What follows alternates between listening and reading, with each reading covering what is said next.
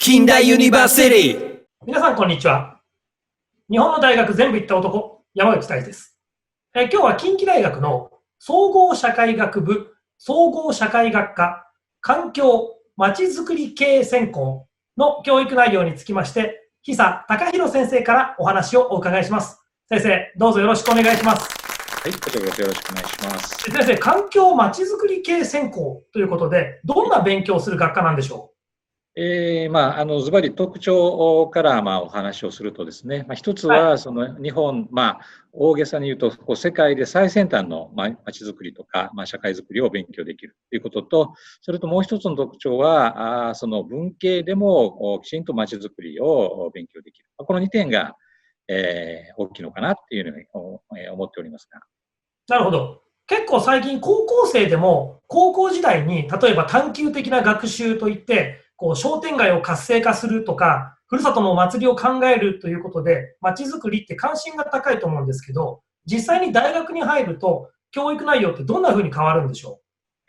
その延長だと思うんですけれども、おそらくその高校時代まではですね、そのいわゆる実践を経験するという、いわゆる就職でいうとインターンシップのようなう？役割だと思うんですけれども、その経験をですね、きちんとその、世界の趨勢の流れの中で位置づけたり、あるいはもう少しその専門的に、きちんとその専門家としてまちづくりをやれるような、そういうその基礎知識とか技術というのを勉強してもらうというのが、この専攻のポイントかなというふうに思います。はい。まちづくりと言いますと、例えば経済学部とか、あるいは公務員養成ということで法学部といったところでもまちづくりっていうのを謳っている大学って多いんですが、こちらの場合ですと、大きくは社会学の中ということでしょうか？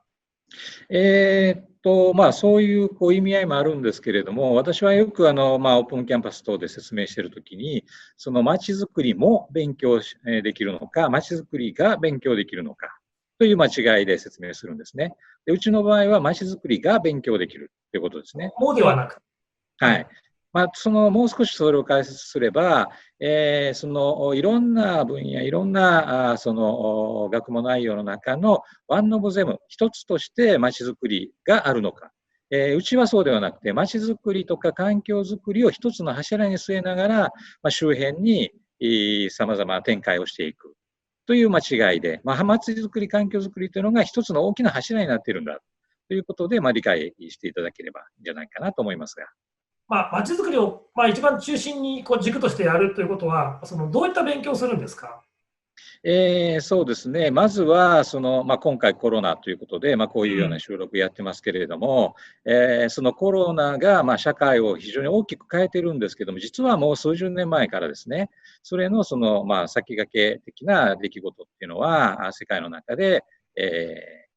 芽吹いていたんですね。でそういうような、その社会の動きっていうのを、まず、しっかりと理解をしていただいて、その中で、その日本各地で行われているそのまちづくりというのが、どのような展開をこの近年やっているのかというような最先端な情報を勉強してもらう。で、一方で、その地域の特徴というのをしっかりと読み取ってもらわないといけないので、いわゆる地理学をベースにしながら、その地域の特徴を読み取るような知識、技術を勉強してもらう。で一方で、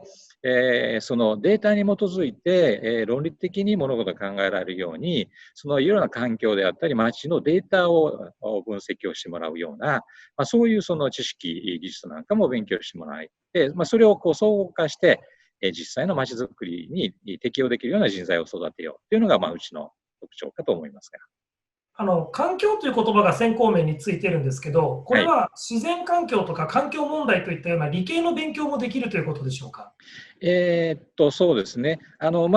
いつもこれは1年生に説明するんですけれども、その環境、ちょぼまちづくりなので、環境とまちづくりは別ですかっていう問いかけをするんですね。なるほど。で、実は私自身が大学時代、学生時代に環境工学科というところで勉強しているんですね。で、そして今、専門としてはまちづくり、都市計画というものをやってるんですけども、私の中でもその環境とまちづくりっていうのは、別々じゃなくてつながってるんですね。というのは、環境っていろんな定義ができますけれども、一番シンプルに、環境を定義すれば、私っていう人間がいて、私は私なので環境じゃないんですけど、私の周りにあるものすべてが環境なんですね。で、私以外のもの、例えば今、山口さんと私は対談してますけれども、山口さんにとって私は環境の一部だし、私にとって山口さんは環境の一部。ということで、人間も環境ですよね。で、そういう意味で言うと、その地域とか町という、そのある空間の範囲を限って、環境をどのように良くしていくかっていうことを言い換えれば町づくりだと考えたときに、町づくりと環境というのは実はこう重なり合ってるんだよっていうことを1年生には説明をします。高校生でもきっと鋭い人から見るとですね、はい、大人たちは町づくり、町おこしって言うけど、実際には人口は減ってるし、町は寂れてるし、そういうものに対して結構批判的な考え方を持つ人もいるんじゃないかなと思うんですが。はいはい。町づくりだけではなくてですね、これから社会を変えていく、社会を創造していくっていう意味では、やはりクリエイティブな発想というのがですね、重要なんですね。で、人間関係でもそうですけれども、悪いところをあげつらっても、そこから先なかなか進めないわけですよね。で、いいところっていうのは人でもその町でも、あるわけで、そこをいかにうまく活用していくのか、PR していくのかということなんですよね。で、私もいろんな方々と情報交換しますけれども、今地方創生でトップランナーの一つに徳島県の神山町がありますけれども、神山町で頑張ってこられた NPO の元理事長の大南さんなんかはよく言われるのは、創造的過疎って言い方するんですね。創造的過疎。はい。で、あそこはですね、もともと一番人口が多い時に2万5千人の人口を抱えてたんですね。もうすぐ市になれるじゃないですか。はい。で、ところが今は5000人なんですね。で、どう考えても5倍にはできない。けれども、その5倍にすることを目標にするのではなくて、この5000人がいかにクリエイティブな生活をするのか。で、そのことによって地域が活性化をしていく。そういう言い方なんですよね。ですので、その地域を活性化するのは誰なのかというと、やはりそこにお住まいのその住民の方々が、まずは自分の地域に誇り愛着を持って、クリエイティブな生活をして、そしてそのことがその町にも反映して、初めてそのクリエイティブ、活性化するわけですね。逆に、その自分がその課題を上げつらって文句だけ言っていても、結局はそれを積み重ねても地域は活性化しない。ということですね。だから人口の量の問題ではなくて、そこにお住まいの方々がいかに生き生きと生活をするかというところが地域活性化のポイントだと思うんですね。なるほど。まちづくりっていうと、受験生結構ですね、関西ですと政策学部目指す人が多いと思うんですよ。政策系っていうのは公務員に強そうだし、行政と経済と両方勉強できるっていうことで、強豪校だと思うんですけれども、どこの大学っていうことではなく、政策系の学部と比べて、うちの強みのようなものはありますか？はい。一つはですね、実際に現場で実践をされている先生方が非常に多いということですね。で、それもやはり最先端のまちづくりを、頑張っている地域と一緒にやっている先生が多いので、そこの情報を学生たちも伝えられるし、逆にその学生たちもそこに一緒に飛び込みながら、現場の感覚を磨いていけるっていうのが多分うちの専攻の一番の売りではないかなと思うんですね。なるほど。実際にこのまちづくり系専攻で勉強した後、学生さんたちってどういった業種や職種に就職していくものなんですか？先ほど山内さんのお言葉の中に、その行政職員の話が出ましたけれども、もうズバリ言わせていただくと、今はその行政だけで、地域を変えていくとか、社会を動かしていくっていう時代ではないと思うんですね。で、もっとその小さな試みかもしれないけれども、それがネットワークする、つながっていってこそですね、社会を動かしていけるっていうような、そういう時代に入ってくるので、当然そういう社会の基盤を作る、社会の制度を作るとしての行政職員というのも一定いる一方で、NPO であったり、あるいは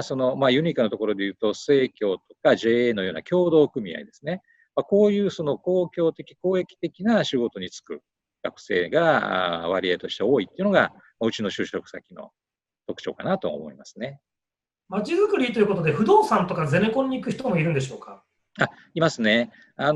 だし、その従来のようにですね、その新しい街を作ったり、新しい建物を作るっていう時代じゃないですので、もう少しその地域に根ざしながら、地域の空き家をこううまくその活用しながら、面白いそのショップ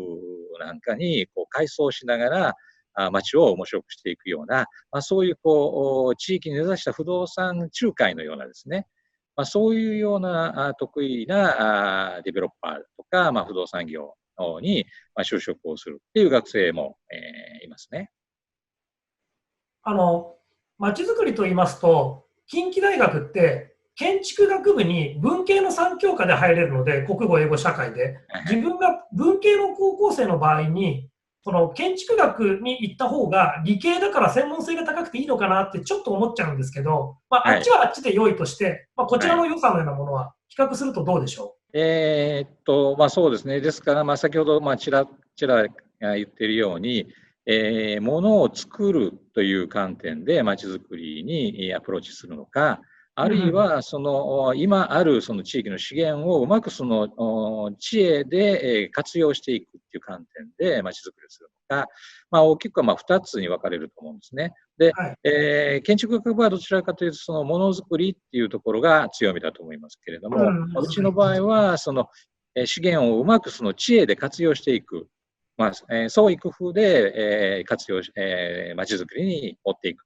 というのが、違いかなというふうに思いますけれどもね。じゃあ、そのあたりで自分に合った方を選んでいただくということで。そうですね。久先生がまちづくりやまちおこしといったものに関心を持たれたきっかけって何でしょうか？もともとはですね、私自身が、1970年の大阪万博の時に、はい、大阪万博。はい。で、その大阪万博の足元の地域に育ったっていう経験ですよね。茨城とかのあたりですね。はい。で、その時にですね、街が大きく変わっていった。例えば、そのアクセス道路が広がっていくとか、そういうような経験をして、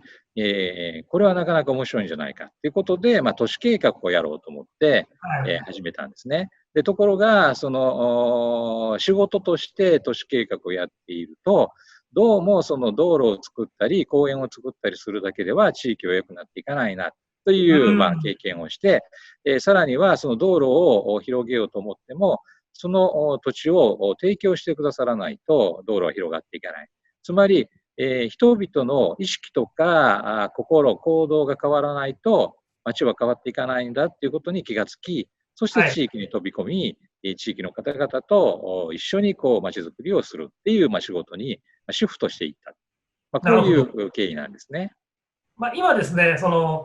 万博という話があったんですが、はい、親の世代ぐらいであればですね、人口が増えて日本がどんどん活性化していくっていうのを体験してるんですけど、今の高校生ですと、生まれてこの方日本元気ないっていうですね。はい、で、こういう時代を生きてる若者が、今学校に行けなくて、例えば家にいるとしてですね、この街づくりや環境の問題に関心を持った場合に、家でどういうことを学んでほしいとか、どういう本を読んでほしいといったようなものはありますか？はい。非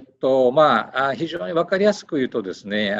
NHK でブラタモリっていう番組がありブラタモリ、ますよね。楽しいですね。僕も見てます。はい。で、あれが大好きな人は多分その街づくりとか、うちの専攻に向いているんですね。つまり、その、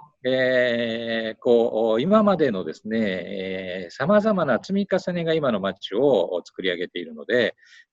今の感覚で見ると、とっても不思議な場所とかですね、不思議なものっていうのがあるはずなんですね。その不思議を、まずはその自分で感じてみて、なぜそこにそういうものがあるんだろうかとか、どうしてここがこうなっているんだろうかということを、例えば今だとその簡単にネット上で、100年前の地図なんていうものが手に入りますから、そういうものと今を比較をする、見比べる中で、そういうことなのかって発見ができると思うんですね。でそういうことは、ネット検索をするだけでも、すごく役に立つというか、そんなことを今やっていただくといいかなというのを思いますが。わかりました。というわけで、高校生の皆さんですね、ぜひブラタモリを見ていただいて、ピンときた方、あと本当に高校時代に自分の住んでる地域のこととか勉強している方多いと思いますので、そういったことに関心の高い方、ぜひですね、総合社会学部総合社会学科の環境まちづくり系専攻、進学先の一つとしてご検討いただきたいと思います。本日は久隆弘先生にお話をお伺いしました。先生、どうもありがとうございました。どうもありがとうございました。